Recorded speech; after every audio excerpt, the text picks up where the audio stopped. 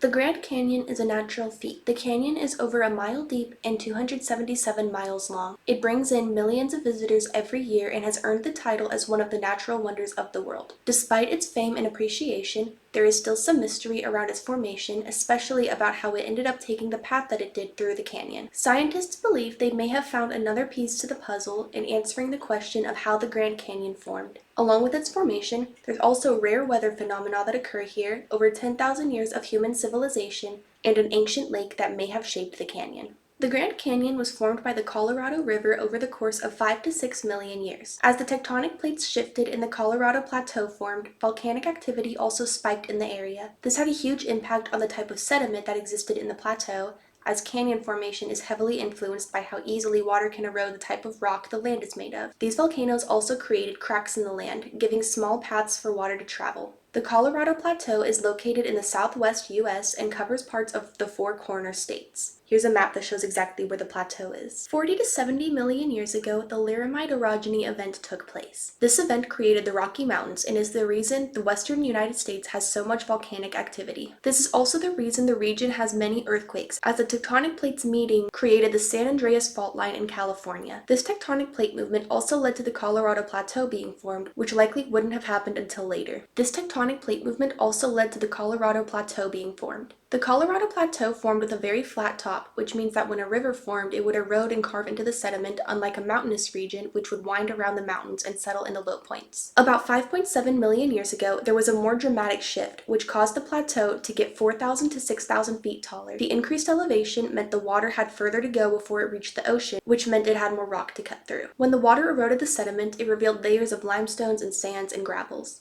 These layers were stacked over time due to rising and falling sea levels, which is also known as Walther's Law. Walther's Law essentially states that as sea levels rise and fall, called transgression and regression, the water carries sediments on top of each other to form layers.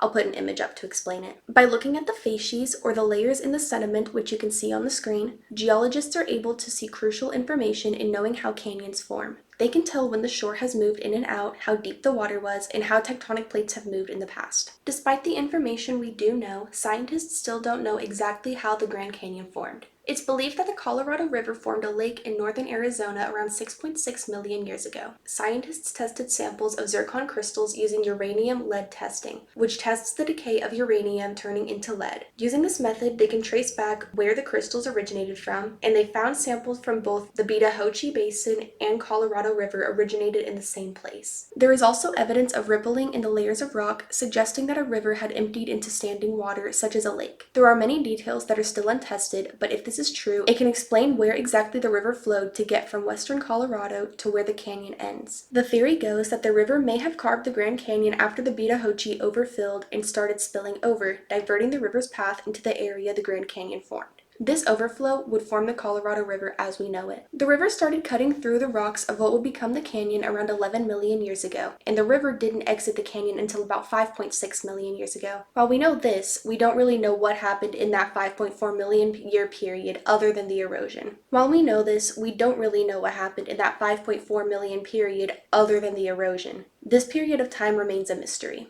This rate of erosion still continues at around 100 meters per million years. It's an extremely low rate, but continues to have a huge impact on the future of the canyon. You can tell a lot about canyons by looking at the layers in their sediment. By identifying different layers, especially across such a long stretch of land, scientists can observe what changes the Earth has gone through and whether they were region-specific or if something unique happened in that one particular spot. There are almost 40 layers that have been identified. There are layers dating all the way back to the Precambrian era. These layers contain graphite that was deposited through lava flows. These very old layers can be found in the granite gorges of the canyon. After millions of years, not only will the Colorado River continue eroding sediments away in the bottom of the canyon, but it will also erode the sides, making them wider. This is one of the reasons the canyon is so much wider than the river, which becomes more pronounced at the top. Some layers of sediment erode more quickly than others. The rocks at the top, such as sandstone and limestone, erode more slowly. When layers below, like shale, can't support the layers above, it causes landslides. Weather also impacts the rate of erosion, and as the climate continues to become warmer, it will bring more rainfall and increase the speed at which the canyon erodes.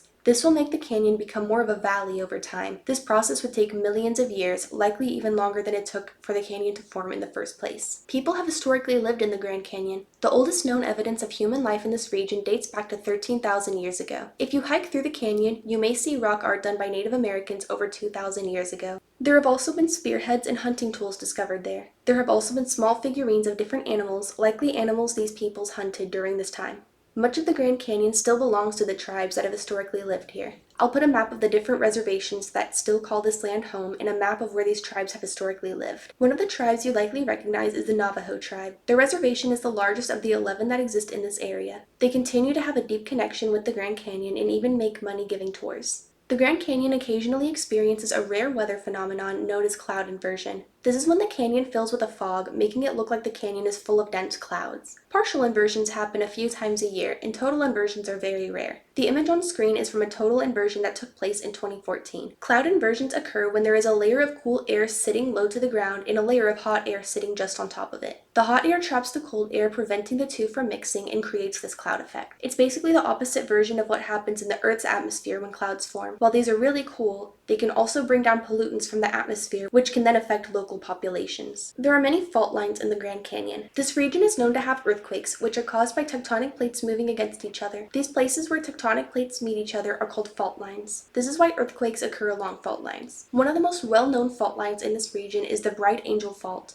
and there's a trail you can hike across that takes you to the approximate area where the fault line runs. I'll put a picture on screen to show you where it likely is. When you see bends in the different layers of rock, you're seeing the physical signs of tectonic activity along these fault lines. These bends are called monoclines. The layers of the Grand Canyon paint a picture of the last 2 billion years of Earth's history. Its formation is a natural feat, and that paired with its beauty has given it the status of one of the 7 wonders of the world. It harbors life for thousands of species of animals and even supported human life for over 10,000 years. It truly is a beautiful place, and I hope I get the chance to visit someday. If you like this video, be sure to like and subscribe for more educational content. Leave a comment below if you have anything interesting to add, like a time you visited the Grand Canyon or any facts I may have missed. This video is the first one I've made about geology. My first 2 videos are focused on astronomy, with my first one being about the possibility of life on other planets and the origins of life on Earth, and the second one about the Artemis missions. If either of those videos sound interesting, I encourage you to go check them out. Be sure to stay curious and informed.